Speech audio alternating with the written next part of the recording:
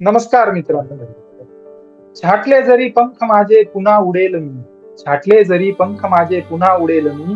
कारण अडवू शकेल मला अजून अशी भिंत नाही. कारण अडवू शकेल मला अजून अशी भिंत नाही. मित्रांनो, आपल्यापैकी प्रत्येक जण नेहमी आपल्या खराब परिस्थितीचा बाहू करत असतो आणि त्यातून मार्ग शोधण्यापेक्षा वाट पाहत बसतो की कोणीतरी मला मदत करेल, कोणीतरी माझं सांत्वन करेल. पण मित्रांनो, ज्यांना खरंच काहीतरी करून दाखवण्याची स्वतःमध्ये तळमळ असते, स्वतःमध्ये जिद्द असते, ते परिस्थिती काहीही असली तरी स्वतःला सिद्ध करून दाखवतात.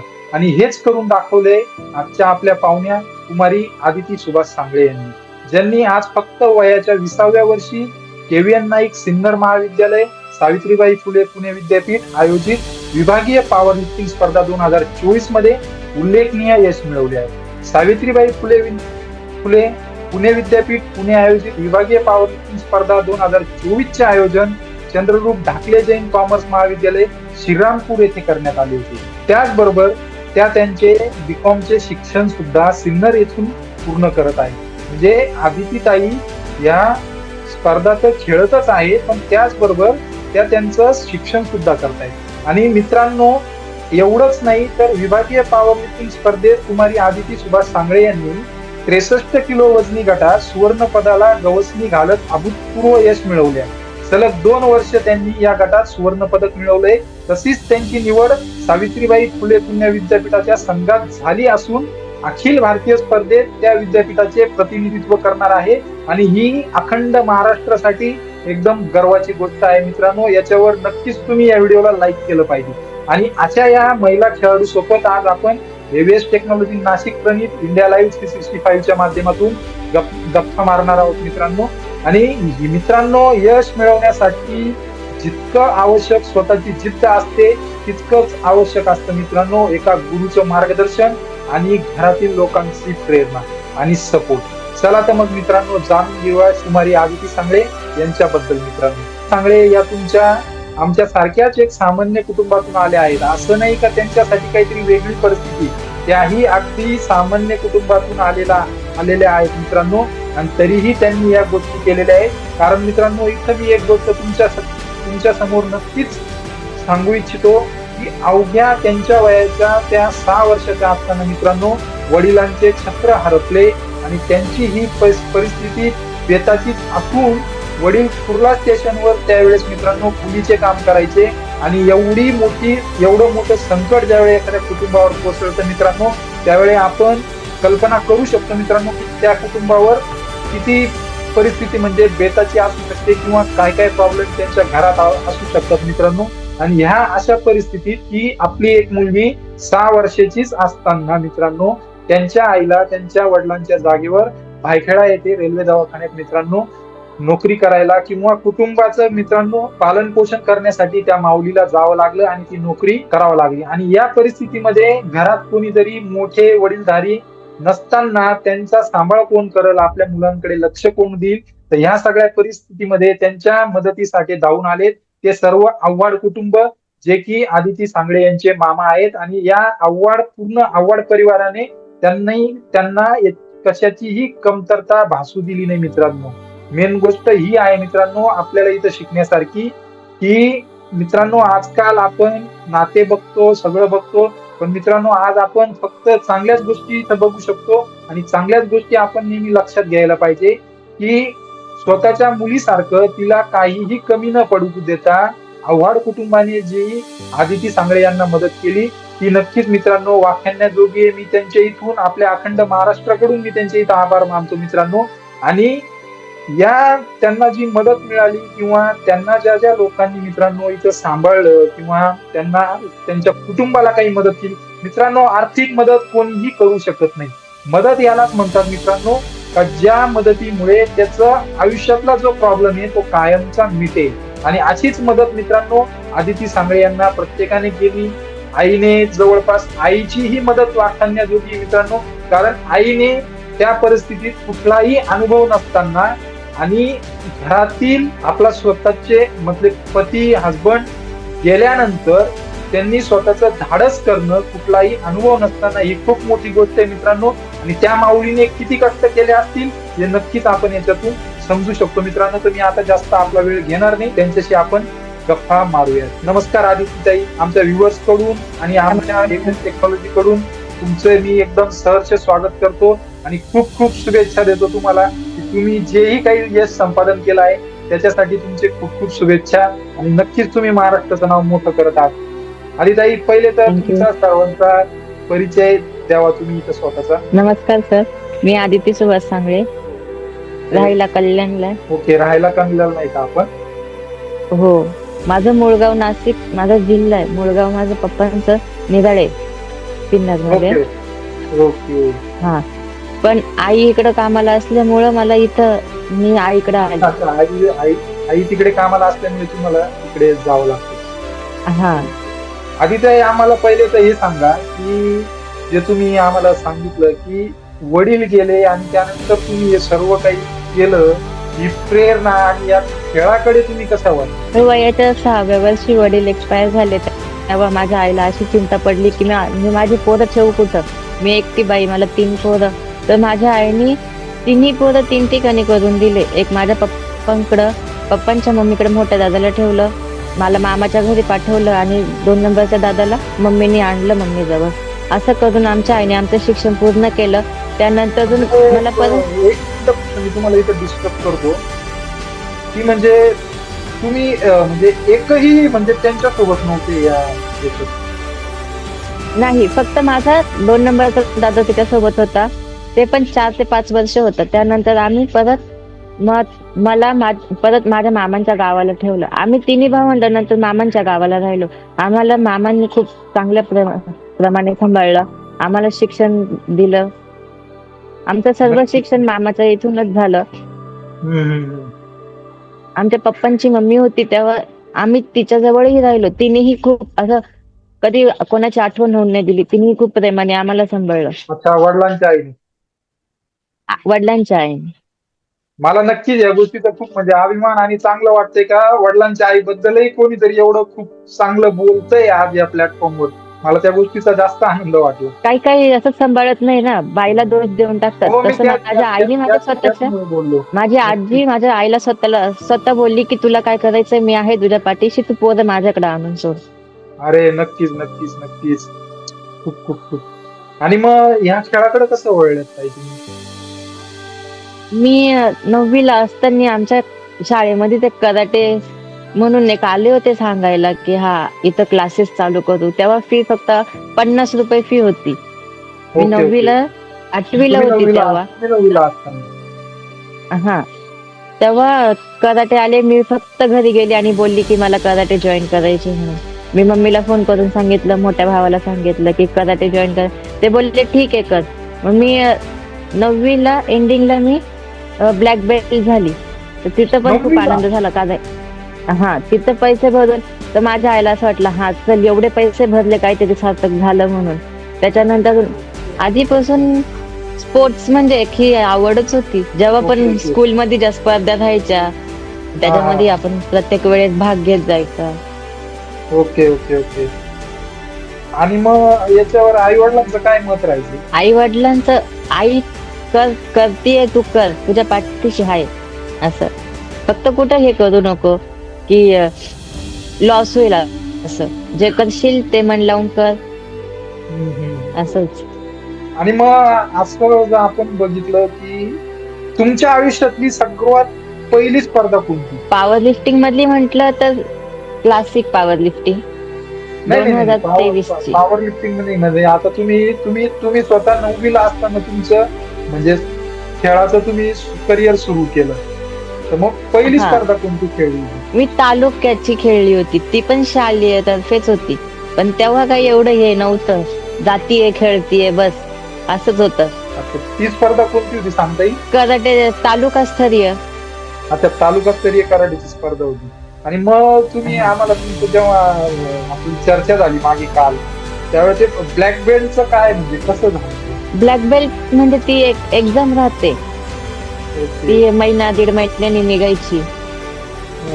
व्हाईट बेल्ट पासून येल्लो, असे त्या बेल्ट राहतात, त्या बेल्टच्या एक्झाम द्यायची, ती सगळ्यात शेवटची ती ब्लॅक बेल्टची एक्झाम. तुम्ही थोडं महिलांचं प्रबोधन केलं पाहिजे, म्हणजे तुमच्या जनरेशनचे ज्या महिला आहेत त्यांचं तुम्ही प्रबोधन केलं पाहिजे, म्हणजे बदलापूर सारख्या घटनांना आळा बसेल.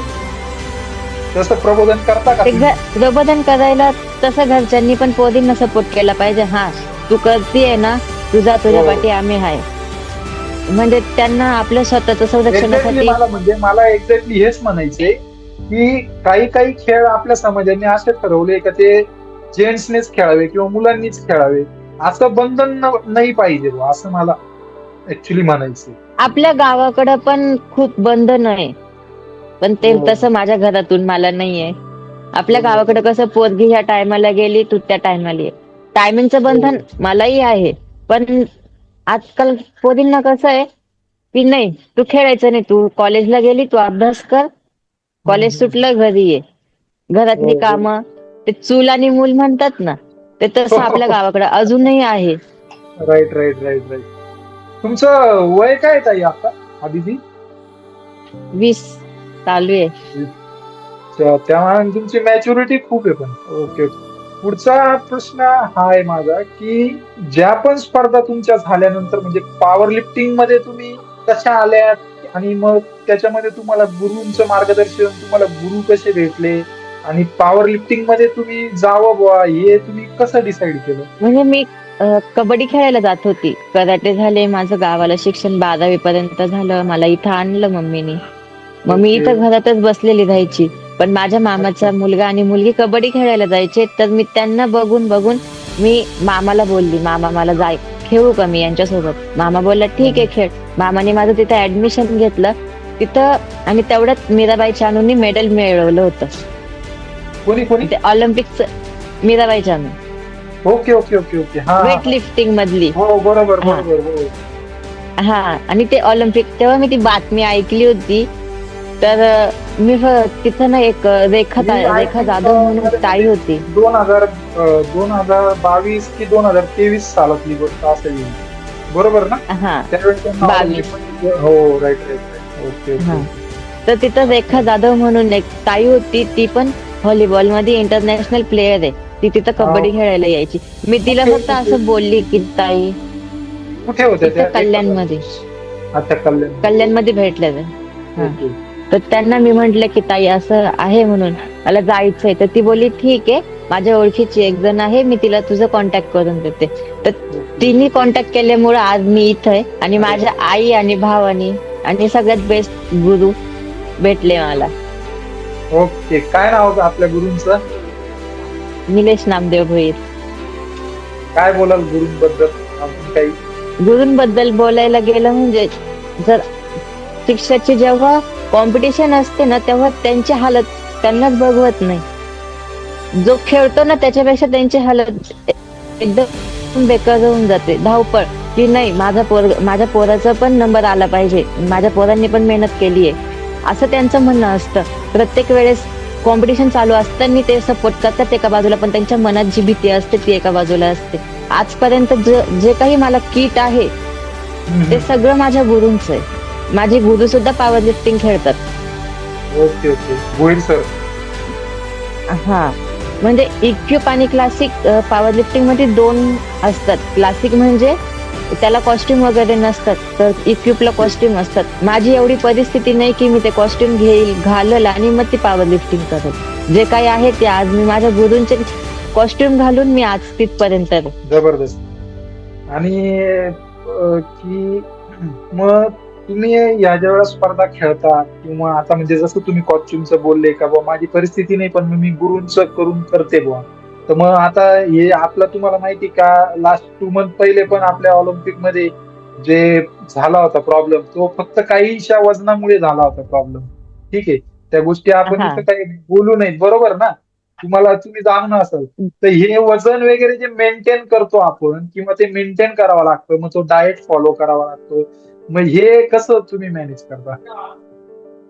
मॅनेज आपल्याला जसं गुरु सांगणार की हा हे खायचं तेच खायचं, भात असेल, अंडे असतील, प्रोटीन असतील, परत आपलं काकडी, गाजर, सॅलड जे असेल ते खायचं. आणि आपलं वजन जास्त असेल तर आपण ते कमी करायची जबाबदारी आपली असती. ते ऑलिम्पिक मध्ये झालं, ती मोठी प्लेअर होती, पण असं नाही की तिला एक्सक्यूज केलं पाहिजे, असं नाहीये. नाही छोट्या पण excuse- प्लेअरला असतंच ना. हो, राईट राईट. मग म्हणून तर मी विचारतोय ना, शेवटी जे पण प्रोटोकॉल किंवा जे पण रूल्स ठरलेले आहेत ते तर थ्रूआउट सर्व कॉम्पिटिशन साठी सारखेच असतात ना. ऑलिम्पिकचे वेगळे, हो, स्टेट लेवलला वेगळे, डिस्ट्रिक्ट लेवलला वेगळे, असं तर होत नाही. रूल्स तर फॉलो असं करावंच नसतं. लागतात, राईट ना. मग ते तर आहे. तोच तर मला प्रश्न आहे, म्हणजे कसं बुवा हे मेंटेन कसं होतं? कधी कधी माझ्या स्वतःच्या मी 2-3 कॉम्पिटिशन अशा केल्या की 2-2, 3-3 दिवस फक्त आपली लाई असते, हा हा. मुरमुरे, फक्त ते खाऊन ओके. त्याच्यावरती, आणि दिवसाला फक्त 1 ग्लास पाणी पिऊन 2 ते 3 दिवस, जेव्हा माझं वेट अरे बापरे. जास्त असेल आणि मला 63 मध्ये खेळायचं असेल तेव्हा. माझ्या म्हणजे असं स्वतःच्या कॉम्पिटिशन मी तशा केलेल्या आहे. म्हणजे असंही करावं लागतं. हो, पूर्ण पॅक, कानात कापूस, स्वेटर वगैरे. म्हणजे मी पूर्ण आपल्या उन्हाळ्यामध्ये कडाक्याचं ऊन पडलेलं असतं तेव्हा सुद्धा मी स्वेटर घालून, पूर्ण 2-2 ड्रेस घालून मी तशी बसलेली राहायची घरात. त्यावेळी आपल्या बॉडीची परिस्थिती काय असते ते कळू द्या, म्हणजे आमच्या सर्व प्रेक्षकांना सुद्धा, की आता आपण कोणतंही खातो, हे- आपल्याला हा बोला बोला, सॉरी. आपण खातो ते आपल्याला समजत नाही ना, आपलं वेट गेन होईल, कोणत्या याने होईल, कोणत्या याने नाही होणार. आपण बाहेर गेलो, हा 1 दिवस खाल्लं त्याने काय होतंय, घे खाऊन.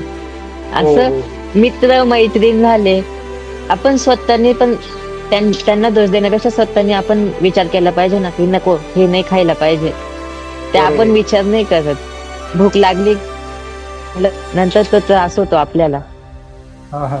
आणि मग आता तुम्हाला जे गोल्ड मेडल मिळाले ते कोणत्या स्पर्धेसाठी मिळाले? ते आपल्या युनिव्हर्सिटीच्या गेम असतात, ते कॉलेज तर्फे खेळायच्या, त्याच्यातून ऑल इंडिया सिलेक्शन होतं. माझं तसंच इंटर झोन झालं, परत आता विभागीय झालं, आता याच्यातून माझं ऑल इंडिया सिलेक्शन झालं. एक आमच्या प्रेक्षकांना सांगा ना, की कोणत्या ट्रॅक मधून किंवा कसं जायला पाहिजे बुवा आपण देशासाठी, जर आपल्याला खेळायचं असेल किंवा त्या लेवलची आपल्याला तयारी करायचं असेल तर पहिले कुठे खेळावं, मग नंतर कुठे खेळावं? जेव्हा मनात जिद्द असते ना, की नाही मला हे करायचंय, मला हा खेळ खेळायचा आहे, तेव्हा त्यांनी त्या खेळात उतरायचं आणि मन लावून तिथं प्रॅक्टिस करायची. जे कोच सांगणार आपण त्याचं पालन करायचं, बरोबर आपण तिथपर्यंत पोहोचतो. गुरूंना समर्पण करूनच द्यायचं. हा. Right, right. म्हणजे हेच तर आपले जे महत्त्वाचं कोच असतं, राहतात, की गुरूंना जोपर्यंत आपण पूर्ण समर्पण करत नाही, त्यांच्यावर पूर्ण विश्वास दाखवत नाही, तोपर्यंत आपल्यालाही काही मिळत नाही. आणि हीच खरंच नाही. सत्य गोष्ट मग आहे. गुरु, आपण जर कंटाळा केला, आपण जर प्रॅक्टिसचा कंटाळा केला, त्यांना पण वाटणार ना, हे काय टाइमपास आहे, जाऊ दे. राईट राईट, बरोबर बरोबर. नक्कीच नक्कीच. आदिती, माझा पुढचा प्रश्न असा आहे तुम्हाला, की सपोज आता तुम्ही खेळ खेळताय, तर तुम्ही काय म्हणता स्पर्धांमध्ये भाग घेताय, तिथं तुम्हाला यश मिळतंय, ही नक्कीच चांगली आणि अभिमानाची गोष्ट आहे, पूर्ण महाराष्ट्रासाठी अभिमानाची गोष्ट आहे ती. पण मग हे करत असताना तुम्ही तुमच्या एज्युकेशन आणि शिक्षणाचं कसं करताय? मला कॉलेज पण चांगलं भेटलं, कारण की कॉलेजवाले मला खूप कोणत्या कॉलेजला सपोर्ट आहे? करतात. KVN नाईट सिन्नरला. जेव्हा माझी स्पर्धा असेल, मी तर कंटिन्यू इथंच असते प्रॅक्टिसला. एक्झाम आली तर मला सांगणार, बाळा एक्झाम आली, एक्झामला ये. मी एक्झामला जाणार, मी स्टडी करणार, तिथं जाणार. ते पण मला सपोर्ट करतात, म्हणून मी आज त्यांच्या कॉलेजमधून तिथपर्यंत खेळत पोहोचली. म्हणजे सगळे शिक्षक लोक असं तोंड भरून बोलतात आपण तिथं गेल्यावरती. ते जे बोलतात ना, तेव्हा तो अभिमान खूप वेगळा असतो. त्या मावशी हो. वगैरे असतात, त्या मला आता टीचर असतात ना, मला तुमच्याशी बोलताना ते फील होतंय. तुम्ही तर ऍक्च्युअल ते अनुभवता, तर कसं असेल ते? नक्कीच. आता म्हणजे पहिली कॉम्पिटिशन ही माझ्या कॉलेजमध्येच झाली ह्या वर्षी. तर मी त्या कॉलेजला गेली होती, तर तिथं पेपर चालू होते माझे स्वतःचे. तर मावशी होत्या, तू पेपरला नाही म्हंटल, मी तिथे आहे पेपरला. मला म्हण, तू तिथला पेपर चांगला दे, इथं नको तू टेन्शन घेऊ, इथं तुला परत द्यायचंच आहे, पण तिथला चांगला दे. अशा खूप साऱ्या म्हणजे टीचर लोक आहेत की ते माझ्याशी मन भरून बोलल्या, सर लोक बोलले, त्यांनी माझं कौतुक केलं. नक्कीच नक्कीच, खूपच म्हणजे एकदम मस्त. पण मग तुम्ही अभ्यास वगैरे कसं करता? आता एक्झामला तर अभ्यास practice- करावाच लागेल ना. मग इथं घरी आल्यावरती अभ्यास होतो, करावाच लागतो ना. आणि आता आपल्या म्हणजे केव्हीएन नाईक संस्थेमध्ये तुम्ही शिकताय, तिथे कोणत्या फॅकल्टीमध्ये तुम्ही? बीकॉम ना? मी SY BCom ला आहे. हो, BCom. SY BCom, KVN Naik, Sinnar. तिथं प्राचार्य कोण आहेत का? Pakhale sir. Okay, Pakhale sir. आणि मग आता यामध्ये की तुम्ही विद्यार्थी जे नवीन स्टुडंट्स आहेत त्यांना तुम्ही इथं काय सांगता? शिक्षण तर शिकलंच पाहिजे, पण त्याच्या व्यतिरिक्त अजून काहीतरी केलं पाहिजे माणसाने. फक्त शिकवणच नाही, शिक्षण काही वाया जात नाही, पण मग शिक्षणाच्या व्यतिरिक्त पण काहीतरी केलं पाहिजे. जसं मी खेळ निवडला, तसं पोरांच्या ज्या अंगात कला असतात ना विद्यार्थ्यांच्या, त्या बाहेर यायला पाहिजे. त्या आपल्या आई वडिलांनी जाणून घ्यायला पाहिजे, नाही याला हे आवडतं ना, आपण याला याच्यात हे केलं पाहिजे असं काहीतरी. एक्झॅक्टली तुम्ही म्हणजे आई वडिलांना काय मेसेज द्याल आणि स्वतः विद्यार्थ्यांना काय मेसेज द्याल? आई वडिलांनी काय बोलतात ना, माझं तर प्रेरणास्थान माझी आईच आहे. कारण की 6 वर्षाची असताना माझे वडील गेलेले, तेव्हा माझ्या आईने अवघ्या 10,500 रुपयामध्ये 3 पोरं, भाड्याचं घर सगळं मॅनेज करून ती आज इथपर्यंत आहे. तर माझी प्रेरणास्थान माझी आईच आहे. आणि जेव्हा मी गेम खेळायला गेली तेव्हा माझा मोठा भाऊ होता माझ्या पाठीशी, तू खेळ, मी आहे म्हणून. एक वेळेस तर असं झालं होतं की माझी कॉम्पिटिशन होती, ती मलाही माहित नव्हती, पण मी शाळेमध्ये गेली तर तिकडनं बस आली आणि ते बोलले की कॉम्पिटिशन. मी फक्त माझ्या आईला एक फोन केला होता की मम्मी मी चाललीये, ती कॉम्पिटिशन शिर्डीला होती. तर माझ्या मम्मीने माझ्या मोठ्या भावाला सांगितलं. माझा मोठा भाऊ दुपारपासून वाट बघतोय, दीदी येत नाही, दीदी येत नाही. मग तेव्हा त्यांनी मम्मीला फोन केला, तर मम्मीने सांगितलं अरे तिथं खेळायला गेलीये म्हणून. तो बोलला ठीक आहे. रात्री मी 12:30 वाजता आली, जानेवारी मध्ये 21 तारखेला. तरी तो माझी वाट बघत होता. मग त्यांनी मला सांगितलं, तू सांगितलं का नाही आम्हाला? म्हंटल दादा मलाच माहिती नव्हतं. तेव्हा तो मला काही बोलला नाही. त्यांनी मला खूप सपोर्ट केला. पण काही असं बोलतात ना की जे माणसं आपल्याला आवडतात तेच देवाला आवडतात. तसंच 2019 साली माझ्या मोठ्या भावाचा पण ऍक्सिडेंट झाला. तर मित्रांनो, इथे एक गोष्ट म्हणजे मी आदिती ताईंना मी काय म्हणता ना, थोडं थांबवून मी इथे स्वतः इंटरप्ट करतोय की बघा मित्रांनो, वयाच्या 6व्या वर्षी वडील गेले, आईला जावं लागलं स्वतःच घर कुटुंब चालवण्यासाठी. आणि त्याही परिस्थितीत हार न मानता एक आपली महिला बहीण कराटेची प्रॅक्टिस करते अवघ्या 9वी मध्ये असताना. ठीक आहे, खेळामध्ये इंटरेस्ट म्हणजे ज्यालाच कोणाला विद्यार्थ्याला काही करायचं असतं मित्रांनो, तो कोणत्याही परिस्थितीमध्ये करतो. परिस्थितीचं भांडवल न करता भरपूर विद्यार्थी काही ना काही करत असतात. आणि इथे मी सर्व पालक, जे पण पालक म्हणजे मुलींचे पालक, यांना मी नक्कीच सांगू इच्छितो की आपल्या मुलीमध्ये गुण ओळखा, त्यांच्यामधली आवड ओळखा आणि त्यांना नक्कीच तुम्ही ही संधी द्यावी तर त्यांनी स्वतःला काहीतरी करून दाखवावं. जर आपल्याला बऱ्याचशा गोष्टी ज्या आपण आता या इंटरव्ह्यू मध्ये बोलू नये पण त्या जर थांबवायच्या असतील तर नक्कीच आपल्या ज्या भगिनी आहेत, आपल्या ज्या मैत्रिणी आहेत, यांनी स्वतःच संरक्षणासाठी स्वतः उभं राहणं खूप महत्वाचं आहे. आदितीताई, मला फक्त अजून थोडं एक विचारायचं आहे की हे सगळं तुम्ही करताय सगळं म्हणजे एकदम व्यवस्थित, पण तुम्हाला स्वतःला काय वाटतं बुवा की स्टुडंटसाठी किंवा विद्यार्थ्यांसाठी काय केलं पाहिजे? जर कोणतीही संस्था काही करत असेल तर एक्झॅक्टली काय केलं पाहिजे विद्यार्थ्यांसाठी? तुम्हाला जर तुमच्या कॉलेजमधून सपोर्ट भेटत असेल तर तुम्ही त्याचा लाभ घेतला पाहिजे. तो खेळ असू, कुठली चित्रकला असू, रांगोळी असू, काही असो, पण एखादं काहीतरी माणसाने नाव कमवावं म्हणतात ना, तसं माझं पण एक स्वप्न होतं की मला बॅनर छापायचा आहे माझ्या नावाचा, मोठा पेपर मध्ये यायचंय. ते आता सत्यात झालं. आता तुमचं काय स्वप्न? इथून पुढच्या कोणत्या स्पर्धा राहतील? आता ह्या इंटरव्ह्यू नंतर नेक्स्ट स्पर्धा कोणती आहे किंवा तुमचं फ्युचर टार्गेट काय आहे? माझं फ्युचर सगळ्यात मोठं टार्गेट माझं वर्ल्ड चॅम्पियनशिप, एशिया, महाराष्ट्र, भारताला एक मेडल होणार, भारताला तुमच्याकडून मेडल भेटणार. तुमचा इंटरव्ह्यू नक्कीच आम्ही परत एकदा कधीतरी घेणार, ही नक्कीच. आणि तुम्ही त्या विद्यार्थ्यांना नक्कीच जे काही तुम्ही मार्गदर्शन केलं आणि जे काही तुम्ही सांगितलं याच्यातून एक गोष्ट नक्कीच शिकायला भेटते की जो पण स्वतःच्या जिद्दीने आणि मेहनतीने आणि स्वतःला वाटतं म्हणून त्याला काहीतरी करून दाखवायचंय, तो नक्कीच यशस्वी होतो. फक्त एकच गोष्ट आहे की स्वतःचे पेशन्स, कुटुंबाचा सपोर्ट आणि एका गुरुला समर्पण, ह्याच गोष्टी इथं मला या इंटरव्ह्यू मधून म्हणजे समजल्यात मला स्वतःलाही, की त्या गोष्टी किती महत्वाच्या असू शकतात. तुम्ही एव्हीएस टेक्नॉलॉजी बद्दल काय बोलणार? धन्यवाद तुम्ही मला बोलायला संधी दिल्याबद्दल. एक फक्त मी तुम्हाला विनंती करतो, ज्याही वेळेत तुम्ही फ्री असाल, आमचा एक फ्री लर्निंगचा कोर्स चालतो. ठीक आहे, ज्यामध्ये मी गरजू विद्यार्थ्यांना फ्री ऑफ कॉस्ट आणि मोफत एकदम कुठल्याही आमच्या प्रोडक्टची मार्केटिंग न करता त्यांचा म्हणजे त्यांना काय म्हणतात ना, कम्प्युटर लर्निंग मध्ये कम्प्युटर सॉफ्टवेअर, हार्डवेअर, इंग्लिश बोलणं आणि आर्टिफिशियल इंटेलिजन्स या गोष्टी मी शिकवत असतो. का त्या एकदा फक्त क्लासला जॉईन होऊन तुम्ही एक 2 मिनिटं जरी दिले आणि त्यांचं थोडं मार्गदर्शन दिले तरी आम्हाला खूप काही मिळाल्यासारखं नाही. एवढी फक्त मी तुम्हाला इथं विनंती करतो. चालेल. तर मी एक गोष्ट विसरली की पॉवर लिफ्टिंग हा गेम फक्त एक सेल्फ नाहीये, याला टीमची ओके. खूप गरज असते. तर ओके. माझ्यासाठी माझ्या टीमने पण खूप सपोर्ट केलेला आहे. टीम म्हणजे नक्की कोण म्हणजे? आपण जिथं प्रॅक्टिस करतो तिथं आता एक न्यू आला की मला पण करायची, तो एक टीम मेंबरच झाला. हो बरोबर. तुमची कशी तुम्ही जातात बाहेर बोलायला वगैरे, तर तुमची पण एक टीमच असते ना. हो बरोबर बरोबर.